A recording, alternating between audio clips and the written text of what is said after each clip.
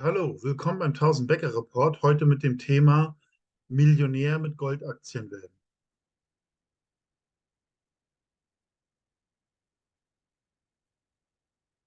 Disclaimer.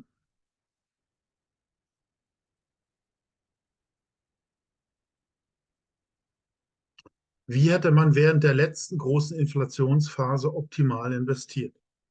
In den 1960er Jahren musste zunächst die Preisbindung von Silber aufgegeben werden, da einfach zu viel Silber aus den USA abgezogen worden ist.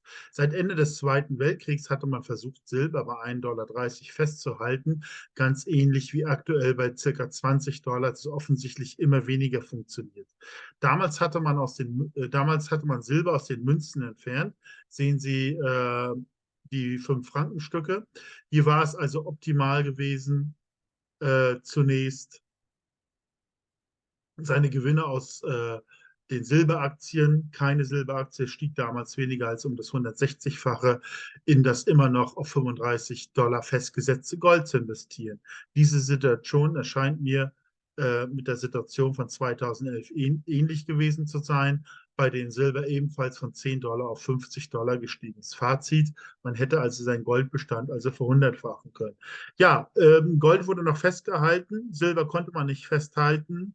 Und das hat eben zu dieser enormen Silberaktienrallye geführt, was eigentlich kaum bekannt war, was also in den 1960ern schon einige Zeit her. Und da kam es eben zu diesen großen Anstiegen. Und dann denke ich mal, wäre das am besten gewesen, seine Gewinne in Gold zu parken, weil im Grunde genommen ja dasselbe dann mit Gold nochmal bevorstand. Also das war eine Möglichkeit, wie man hätte in der Vergangenheit Erfolg mit Goldaktien gehabt. Ja, vielleicht nochmal eben das Chart eben auch nochmal zu sehen. Sie sehen, von 1963 bis 1967 hat man das versucht, bei 1,30 $ festzuhalten. Das, was heute läuft, ist ja nichts anderes als seit 2, 3 Jahren.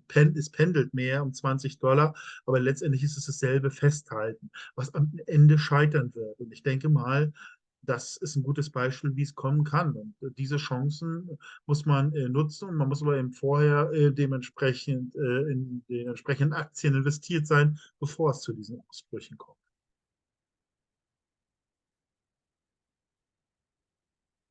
Ja, der Goldaktienboom der 1970er Jahre, das war sozusagen die zweite große Chance. 1971 wurde dann schließlich die Goldpreisbildung von 35 $ aufgegeben, das hier wiederum zu großen Goldabflüssen ins Ausland kam. Gold stieg von 35 $ auf 800 $, was zu einer extremen Gold- und Silberaktienrallye führte. Im Grunde musste man 1976 nur ein paar Goldaktien kaufen und dann die Gewinne dann 1980 in Top-Aktienfonds wechseln. Also nur einfach schematisch bedeutet, also das ist ja die Frage, wie hätte man optimal investiert? 1000 $, als die Goldaktien in den 70er Jahren auch nochmal am Boden zerstört waren. Dann kam das Goldpeak. Dann gab es diese absurd hohen Anstiege von Goldaktien. Sie sehen es von 10, 20, 30 Cent auf 10, 20, 30 $. Deswegen hat sich das mindestens im Schnitt hier auch verhundertfacht, wenn nicht noch mehr. Und dann wäre es halt optimal gewesen, um am Höhepunkt des Goldaktienbooms eigentlich den normalen Aktienmarkt wieder zu betreten, Topfonds wie Berkshire Hathaway zu kaufen, das damit schematisch bedienen. Man hätte also, sage ich mal, 1000 € in Goldaktien streuen müssen und hätte langfristig 5 Millionen Kaufkraft gehabt. Nicht schlecht, aber im Grunde genommen zeigt es auch, wie es auch in Zukunft sein kann, wenn wir die Investitionen hier richtig angehen. Ja, hier nochmal eine Silberaktie zwischendurch. Silber- und Gold-Projektgenerator aus Kolumbien. Die ist aktuell ausgebrochen. Die war im letzten Goldaktienzyklus 2020 schon mal auf fast 1 $ von 5, 6 Cent gestiegen. Ja, hat 55 Millionen Unzen hochgradiges Silber. Auch aktuell gibt es eine gute Meldung. Sie haben eben sie haben viele hochgradige Adern. Das Problem ist immer, dass sie mehr oder weniger allein vor sich existieren. Aber hier haben sie eben viele hochgradige Adern gemacht. Das ist ja natürlich besonders attraktiv für den Abbau. Und das könnte eben die tatsächlich durchschnittliche Mächtigkeit der Mineralisierung von ihrem Hauptprojekt Santa Ana enorm steigern. Also ich meine, das ist solche Aktie, auf die wir versuchen zu identifizieren, die hoffentlich steigt schnell auf 1 $. Wenn dann Silber Richtung 37, $50 steigt, kann die auch absolut in nach 3, 5, vielleicht irgendwo zwischen 5 und $10 einzupendeln. Und das ist ja den Art Hebel, den wir in dieser Phase haben. Ja, wenn man jetzt, sage ich mal, die Situation, die Zukunft, die vor uns liegt, sich anschaut, dann kommt man eigentlich zum Schluss, dass im Grunde genommen verschiedene Ereignisse vorzulegen. Das ist ein Versuch, diese Ereignisse zu skizzieren. Also was könnte ein Ereignis sein? Das ist jetzt unmittelbar vorliegende Ereignis. Ich nenne es Ereignis 1. Das ist eben der Anstieg von Silber auf 37 $ Mitte des Jahres und bis Jahresende Anfang 2024 auf 50 $. Das dürfte dann im Jahr 2023 eine Goldaktienrallye erzeugen. Das bedeutet, dass viele jetzt noch total am Boden liegende Goldpenny-Aktien in den Dollarbereich oder mehr steigen können. Die allgemeinen Bedrohungen sind noch moderat und die Banken werden für die nächsten Monate gerettet. Ein etwaiges Goldverbot, Bargeldverbot und Mietenverstaatlichung sind noch keine reale Gefahr in dieser Phase.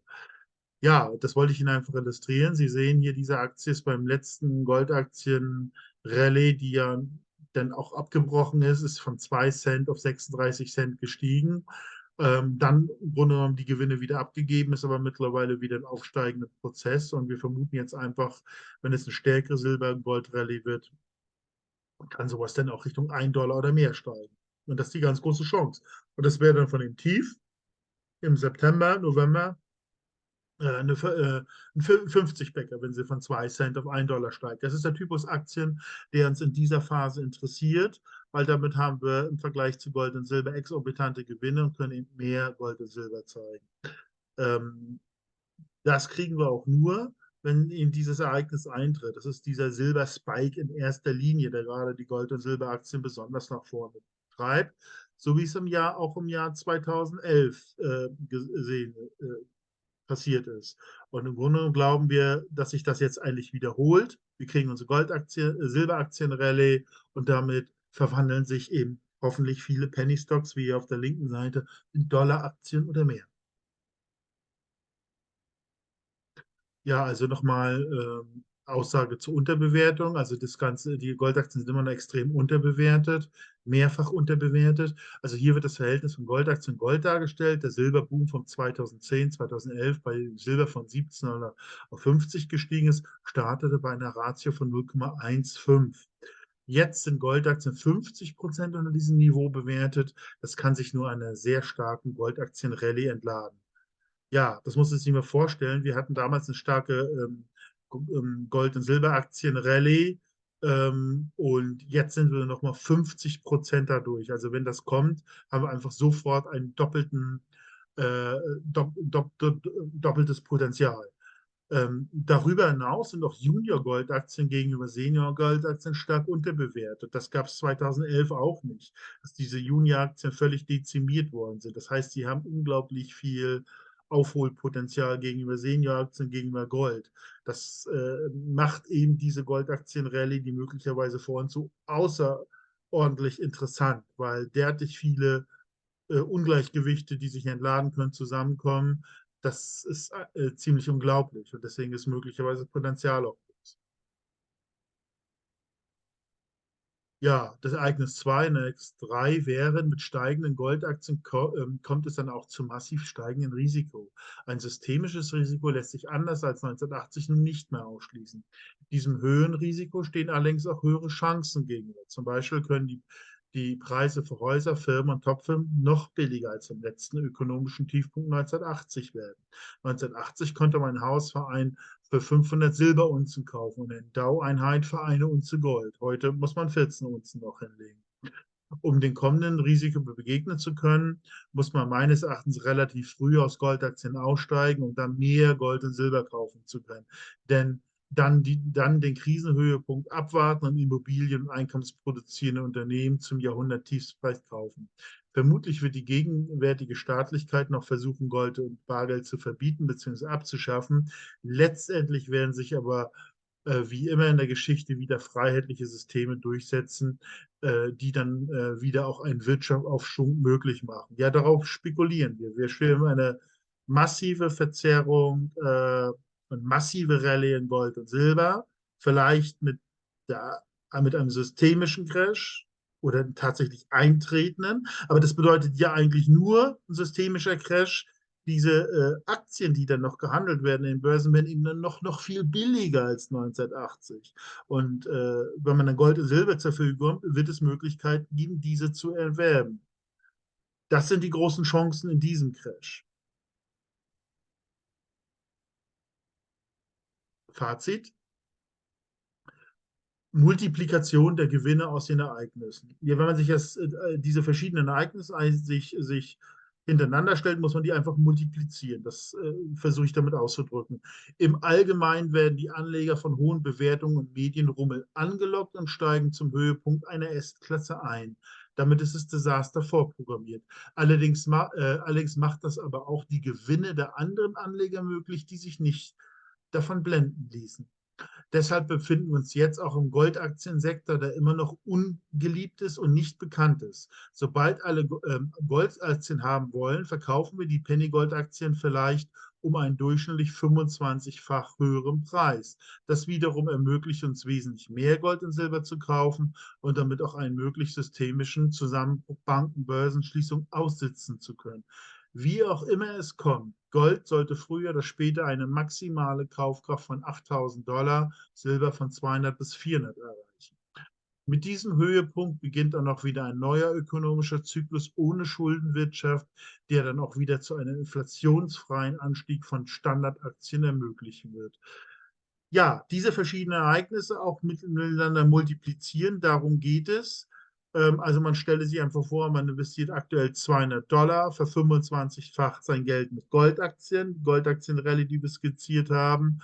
Dann erreicht möglicherweise Gold und Silber seine Maximalpreise in einem systemischen Crash oder auch nicht. Das haben ja Experten berechnet, dass Gold eben auf 8.000 Dollar steigen kann. Das symbolisiert die 4. Und dann von diesen extremen Tiefen, neues Währungssystem und sonst was, ist es dann wirklich auch denkbar, dass denn die nächsten 10 bis 20 Jahre Top-Aktienfonds um Top-Aktien, sofern die gibt, um das bis zu 50-fache steigen können. Berkshire Hathaway, wie beim anderen Szenario in der Vergangenheit vorgezeigt, ist um das 200-fache in derselben Zeit gestiegen. Also das müssen wir im Blick haben, dass wir wirklich zu absoluten Discountpreisen das Richtige kaufen. Ja, wir versuchen eben solche Aktien zu identifizieren, nach moderaten, hohen und sehr hohen Risiko zu sortieren, Potenzialfaktor zu errechnen, wie Sie auch bei dieser einen Silberaktie gesehen haben, eine Exit-Strategie zu haben, dass wir schon mal ein Grobkonzept haben, in was wechseln wir das über. Ja, Einlagen von Gold und Silber, Einkaufsgemeinschaft für Sachwerte, eine Überweisung und schon ist hier Gold und Silber Zollfreilager in der Schweiz eingeladen. Das Unternehmen ist immer zum Gold und Silber gekommen, zu absolut günstigen Preisen, unter Umständen eine Alternative zu ihrem Edelmetallhändler, wenn es da Abgabebeschränkungen oder einfach Schlangen oder whatever gibt. Ja, ich bedanke mich ganz herzlich für die Aufmerksamkeit. Würde Sie bitten, meinen Kanal zu abonnieren, wenn Ihnen der Inhalt soweit gefallen hat. Vielleicht die Glocke betätigen, dass Sie sofort über neue Videos informiert werden. Vielleicht dem auch ein Like geben. Das würde mich dazu führen, dass auch anderen YouTube-Zuschauern, die an diesem derartigen Themen interessiert ist, das Video aufgezeigt wird. Also nochmal besten Dank für Ihre Aufmerksamkeit und bis zum nächsten Mal.